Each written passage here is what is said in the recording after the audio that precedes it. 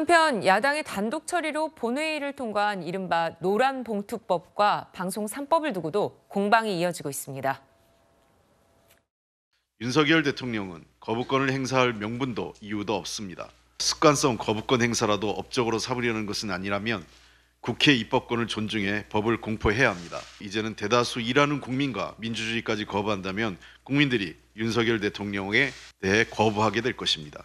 문제점을 많이 안고 있는 이런 법인데 여야 간에 좀 충분한 협의 없이 일방적으로 통과시킨 데 대해서 대단히 아쉽고 유감이고 또 답답한 그런 마음을 느낍니다.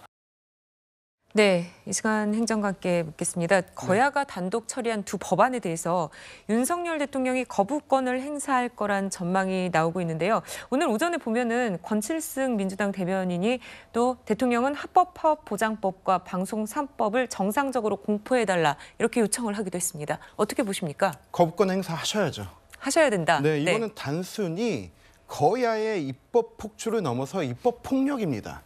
저는 이 부분은 정치 싸움을 넘어서 미래 세대와의 싸움이라고 생각해요. 그리고 또 하나, 이 노란봉투법이나 방송 3법 그리고 그 이전에 처리했던 양국관리법이나 간호사법, 그렇게 좋은 법이면 민주당이 180석 가지고 있고 문재인 대통령 시절에 처리했었어야죠. 그때는 왜 꺼내지 못했습니까? 이번에 노란봉투법 같은 경우도 이번에 처음 나온 의제가 아니란 거 모두가 알고 계실 겁니다.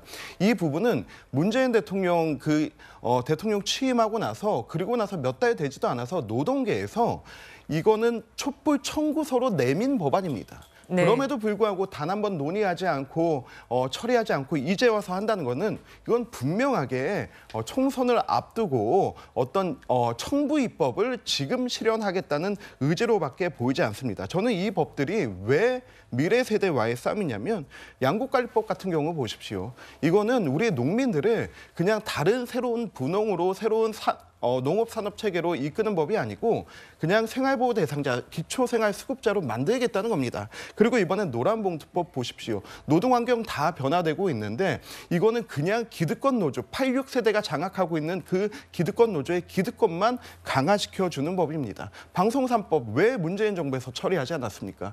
저는 민주당이 이런 부분에 대해서는 좀 솔직해져야 된다고 생각합니다. 본인들 정부에서 처리하지 못한 거 사과하고 지금이라도 해야 된다고 하면 그 합당한 이유가 있어야 되는데 총선을 앞둔 청부 입법이다라고밖에 볼 수 없을 것 같습니다. 네, 법안에 따라서 여야의 시각이 물론 차이가 있고 입장에도 차이가 있습니다. 그런데 국민의힘은 당초 필리버스터로 법안 국회 통과를 늦추려고 했지만 민주당의 탄핵 수초한 발의로 이것을 접었는데요. 보면 이 대표와 이동관 위원장을 놓고서 서로 구하기에 들어갔다 이런 시각도 있더라고요. 그러니까 필리버스터를 멈추게 된 건 이거는 이동관 구하기죠. 그렇게 보여질 수밖에 없고요. 왜냐하면 필리버스터를 원래 계획하고 있었고 의총에서 민주당 의총에서 의결되기 전까지만 해도 결의가 확인되기 전까지만 해도 그걸 하려고 했었어요. 네. 갑자기 접은 거는 필리버스터를 하게 되면 본회의가 계속 진행이 될 것이고 필리버스터 끝나자마자 그 안건을 처리를 해야 되잖아요. 그때 같이 처리가 가능하거든요. 탄핵안도. 네. 그걸 막겠다는 의도죠. 명확하고요. 그거는. 그래서 아마 이동관 지금 방통위원장이 직무가 정지됐을 때 언론 환경의 변화를 우려한 게 아닌가 국민의힘이 그런 생각이 들어요. 이동관 지금 방통위원장의 여러 가지 행보들을 보면 공영방송 이사들 해임하고 사장 바꾸고 지금 박민 사장까지 바꾸려고 지금 인사청문회까지 끝났는데 이런 과정을 겪고 있기 때문에 이제 여러 가지 형태 또 특히 선거 과정에서 가짜뉴스 관련한 여러 가지 논란들이 생길 수 있는데 그때 방통위가 공정하게 하지 않게 되면 문제가 발생할 수 있는데 국민의힘 입장에서는 그런 부분들을 방통위가 적극적으로 나서서 가짜뉴스 소위 가짜뉴스라고 규정하는 그런 이제 정치적으로 편향된 어떤 판단을 할 수 있는 위험성이 있는데 네. 그런 부분들을 국민의 입장에서는 계속 해주길 바라는 게 아닌가 하는 생각이 들어요. 그래서 저는 이런 부분들이 결국은 민주당이든 국민의힘이든 이동관 위원장이 갖고 있는 여러 가지 역할들에 대해서 국민의 입장에서는 본인들에게 유리하게 이끌어가길 바라는 거고 민주당 입장에서 그걸 막아야 되겠다고 생각을 하고 이러다 보니까 결국은 충돌의 지점이 있었고 그래서 이동관 방통위원장을 탄핵하려고 하는 부분이 나오니까 그걸 좀 멈추게 하기 위해서 필리버스터를 접었다 이렇게 볼 수 있는 거죠. 네. 이동관 구하기라고 하는 건 맞아요. 근데 용어가 무슨 라이언 일병 구하기도 아니고 개인 이동관을 구하는 게 아닙니다. 왜냐하면 방송통신위원회가 얼마나 중요한 기관이냐면 이게 원래 합의제잖아요. 위원장 한 사람에 여야 2명씩 5인이 합의제로 운영하게 돼 있는데 지금 야당에서 최민희 그 내정자가 본인이 사퇴하면서 야당 몫의 2자리를 임명해주지 않으니까 2명, 위원장과 여당 몫으로 2명만 운영했는데 이제 이동관 위원장이 만약에 탄핵이 돼서 업무가 물론 헌재 판단을 기다려봐야 되겠습니다만 이게 적어도 3달에서 5달 총선 기간까지 다 방송통신위원회 자체가 무력화되는 거예요. 그러면 방송통신위원회가 올해 연말에 140개 안팎의 방송사에 대한 재허가 심사를 해야 됩니다. 예. 지금 우리가 앉아있는 이 스튜디오도 재허가 심사 대상인 거예요. 또 MBN 같은 경우에는 그 무허가 방송을 할 수밖에 없는 그런 상황이 빠집니다. 자, 방송통신위원회 굉장히 중요한 기관이거든요. 여야가 합의제로 운영을 해서 그 본래 취지를 살려야 하는데 이게 자꾸 정쟁에 휘말려가지고 누구를 구하니 많이 뭐 라이언 일병 구하기 하듯이 무슨 특공대 보내는 것도 아니고요. 이것은 좀 냉정하게 나라를 생각하는 차원에서 이 방송통신위원회 자체를 무력화하는 것이 마비시키는 게 과연 도움이 되느냐.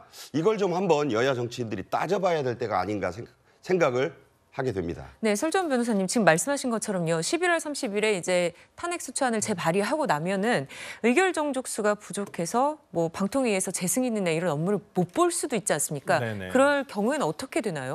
일단 직무대행 체제를 불가능하게 되죠. 이원이 네. 지금 방통위원이 한 분밖에 안 남게 되기 때문에 예. 그렇다고 한다면 아무래도 내년 총선까지는 정지가 될 수밖에 없. 그러니까 총선뿐만 아니라 이제 뭐 예를 들어서 탄핵안에 대한 그 헌법재판소의 어떤 결정례가 나오기 전까지는 조금 뭐 정지가 불가피할 수밖에 없다. 그렇기 때문에 저는 오히려 여권에서든 그다음에 대통령께서도 야권에서 추천한 방통위원을 신속하게 저는 임명해 주시면 되거든요. 그러면 대행 체제가 있으면서 어떻게 돼서든 5인 체제에서 뭐 방통위원장은 없겠지만은 4인이 협의를 할 수가 있는 거예요. 그러니까 네. 방통위 자체가 돌아갈 수 있는데 어찌 보면 지금의 어떤 기행적인 방통위의 어떤 운영을 오히려 이동관 방통위원장이 초래한 것은 아닌가. 그러면서 두 분이서 지금 모든 이 중요한 안건들 아까 우리 박상규 해설위원께서 얘기해 주셨다시피 엄청나게 중요한 그 방통위의 권한을 두 분이서 지금 하고 있다는 거예요. 이게 정상적이지는 않지 않겠습니까? 그렇기 때문에 저는 뭐 탄핵안까지라도 지금 신속하게 여야 전부 다 추천위원들에 대해서 빠르게 저는 임명을 하는 것이 맞지 않나. 그게 저는 방통위가 정상화될 수 있는 방법이라고 생각합니다. 네, 국회에서 일어난 상황들 짚어봤습니다.